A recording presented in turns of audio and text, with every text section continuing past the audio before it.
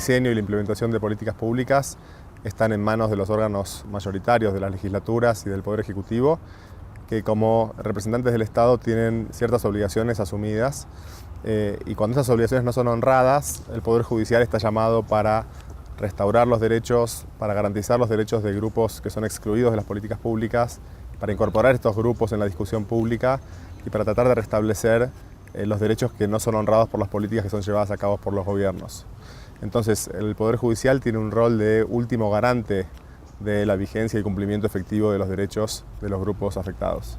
En casos de graves problemas sociales donde las vulneraciones a los derechos no pueden ser afrontadas mediante una lógica individual de casos, es necesario acudir a una judicialización de la política pública para elaborar un remedio estructural con una correcta implementación de sentencias por parte de los jueces para corregir las vulneraciones a los derechos en cuestión. I think that one of the main roles of the judiciary in public policies and budget issues regarding human rights is the capacity of the judiciary to actually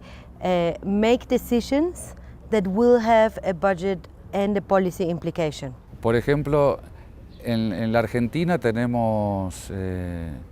miren, por un lado ha habido experiencias de nuestra propia Corte Suprema. Nuestra Corte ha fijado un estándar muy interesante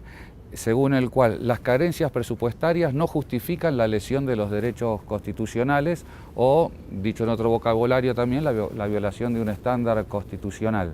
Paralelamente es interesante, yo formo parte del Poder Judicial de la Ciudad de Buenos Aires, de su fuero contencioso administrativo tributario, y nuestro fuero ha desarrollado toda una jurisprudencia muy interesante que tiene que ver con las políticas públicas, con los derechos humanos y con la cuestión presupuestaria. En nuestros tribunales se han alegado casos referidos al derecho a la vivienda, al derecho al agua, al derecho a la salud, al derecho a la educación, y ha ido desarrollando en la última década todo un proceso de discusión de diferentes aspectos, hasta dónde puede decidir un juez, qué es lo que puede o no puede decidir, qué amplitud tiene que tener su decisión, cuál es el grado de precisión o no que tiene que tener la condena que en su momento realice, cómo evaluar la alegación de insuficiencia presupuestaria, todo un sinnúmero de problemas que hacen a la riqueza del fenómeno, lo que muestra que de hecho, al menos en una tradición como la Argentina, efectivamente los jueces son un actor, no sé si central, pero importante a la hora del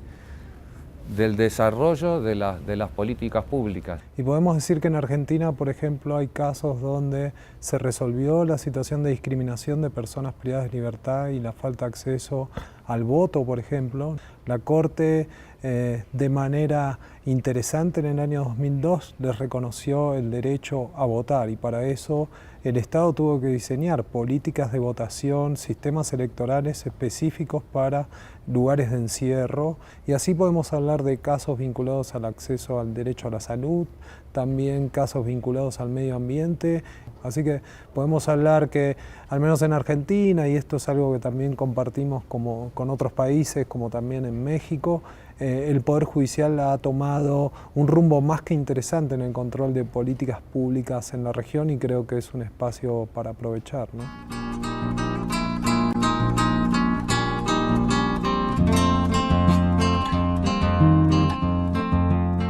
La información presupuestaria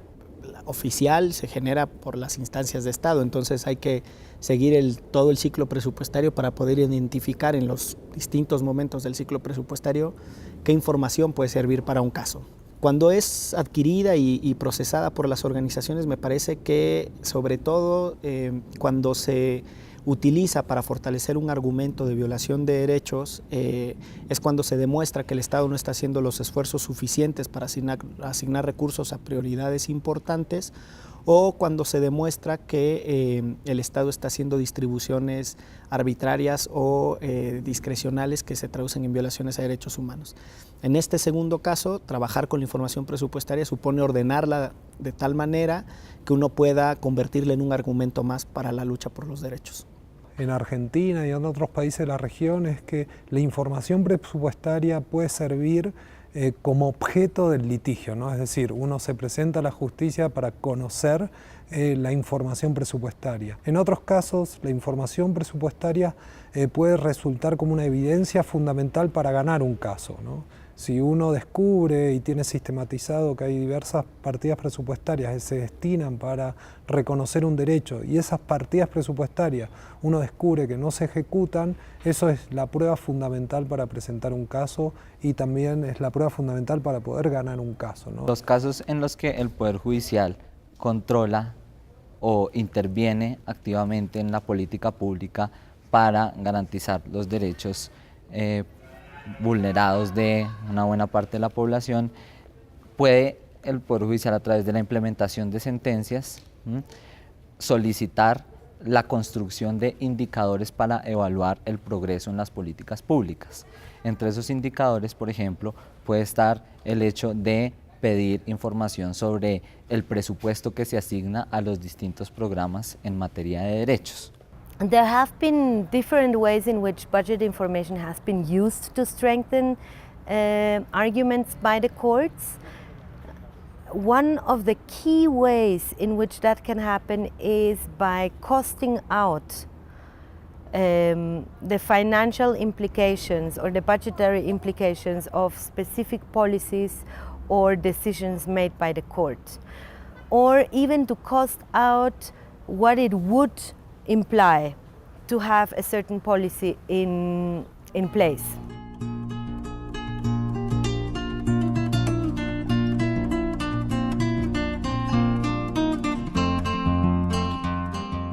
Y me parece que es quizá el aporte estratégico más relevante, es llevar este ámbito a la discusión de lo público, porque al final el incumplimiento de una sentencia por parte del Estado no es un asunto solo de la justicia, sino un asunto de la sociedad completa. Y una segunda consideración yo creo que es la construcción de ambientes favorables y atmósferas de solidaridad con otros actores sociales que también se puedan ver beneficiados por el sentido de la sentencia. Any kind of strategy can be used, and what we have learned this far is that it is the combination of strategies which is the most effective. Court ruling is often only the first step towards an integral resolution of the problem. And that means that often if the court already decided that the executive branch has to do something, that not necessarily leads to concrete action on part of the executive. So any kind of citizen mobilization,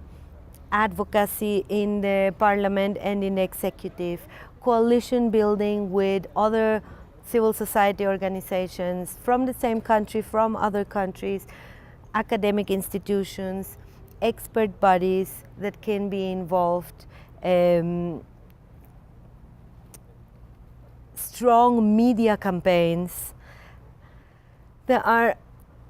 a wide array of strategies that can be followed, but what is important is to follow as many as possible, because only by putting real pressure from different directions onto the government will the government ultimately comply not only with judicial or court rulings, but also with other kinds of commitments that the government has willingly adopted and is not necessarily filling out. Es necesario combinar estrategias de implementación de sentencias que le permitan a los jueces poder recibir información de una manera muy sintética para poder analizar el progreso de las políticas públicas. Por ejemplo, la construcción de indicadores de goce efectivo de derechos humanos es una estrategia que puede ser utilizada para que cuando las entidades públicas le rindan cuentas a las cortes, ellas puedan manipular la información y analizarla fácilmente. Adicionalmente, para la implementación de sentencias y la realización de órdenes complejas, las cortes pueden generar espacios de diálogo en los cuales los gobiernos, los actores relevantes interesados en corregir la vulneración de los derechos en cuestión, negocien la manera más adecuada de implementar las órdenes que ha dictado la Corte en la sentencia. Contar con jueces que sean activos y que tengan decisión y voluntad de llevar adelante el cumplimiento de la sentencia, y que se creen procedimientos en el marco del cumplimiento de la sentencia judicial, mecanismos de participación y procedimientos de participación para que los funcionarios públicos puedan expresar en el Poder Judicial cuáles son las dificultades, posibilidades y límites de cumplir con las decisiones, que los grupos afectados puedan dialogar con los agentes gubernamentales involucrados, que el juez tenga una sensibilidad fina sobre las razones que hacen que la sentencia no se implemente, y que pueda ir adoptando medidas correctivas a medida que va lográndose la mejor implementación, o medidas para reforzar sus órdenes en caso de que esto no se logre. Bien, la característica de los procesos que involucran a los derechos humanos y a asuntos presupuestarios en general son de una magnitud considerable. Hay que tener, ya desde el momento mismo de la decisión, tiene que incluir algún tipo de pensamiento sobre cómo esa decisión se va a ejecutar en el futuro. Eso implica flexibilidad por parte del que dicta la sentencia y por parte de los diversos actores que tienen que tener conciencia de la complejidad de la situación, que tenga en cuenta todas las peripecias y avatares que pueden suceder en el curso de esa ejecución. Para eso creo que hay un factor que es muy importante y no siempre ha sido tenido con el énfasis que debe tener en los procesos, que es el diálogo entre los diferentes actores. Entonces creo que el derecho procesal tiene que generar mecanismos que permitan el diálogo al interior de un proceso judicial. Por ejemplo, generando mesas permanentes de trabajo y de diálogo al interior del proceso. Creo que es el mejor elemento real para coadyuvar a una adecuada implementación de lo que decide una sentencia.